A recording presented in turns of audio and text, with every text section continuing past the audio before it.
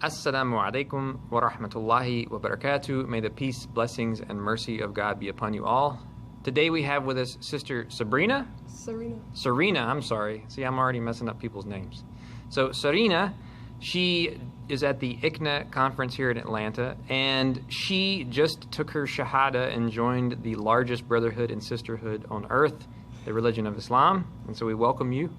And we came to find out that she's actually a recipient of the Al-Furqaan Foundation Quran Project. So we have a couple of questions for her. The first of which is, number one, Serena, what sparked your initial interest in the religion of Islam? I'm not sure exactly what it was, but it just felt right. For a while I would tell people I didn't have a religion. I knew there was a God, I believed in God, and I would tell them that. And I would then begin to say, if anything, I'm closest to a Muslim.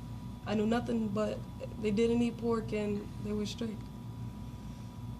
So did you meet a Muslim person at some point in your life that started to tell you more about the religion?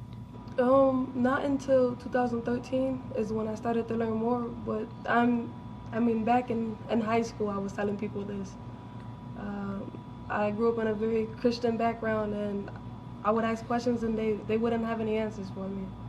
Okay. And after a while I would say, well, I don't follow that faith. I don't have a faith at the moment. I just believe in God. Now at some point on this journey that you've taken and ended up today with the rest of us here as a Muslim, one who surrenders to the will of God, you received a copy of the Quran. What part would you say reading and having access to the Quran in a language you understand played in your journey to this day we're on today? It played a humongous part.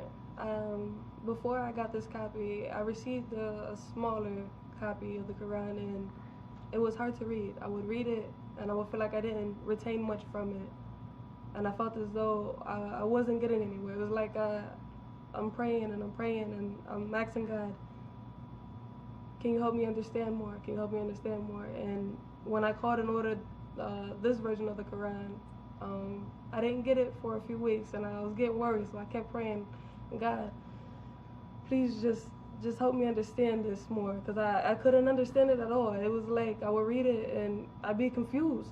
I didn't know what was going on. And when I received this copy, everything made sense. It was so simple for me to read.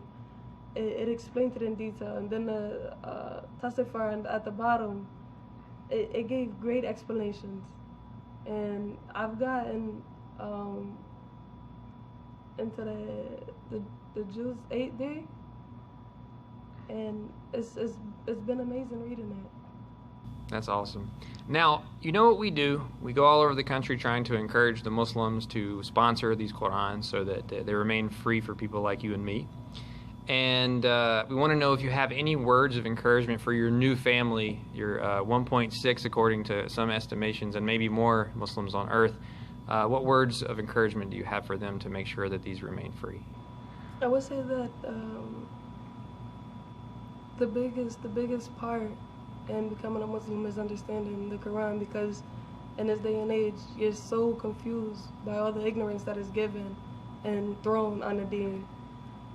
So when you come to it, and it's hard for you to find out what translate to get or where to start, and to have a free English version it's an amazing thing.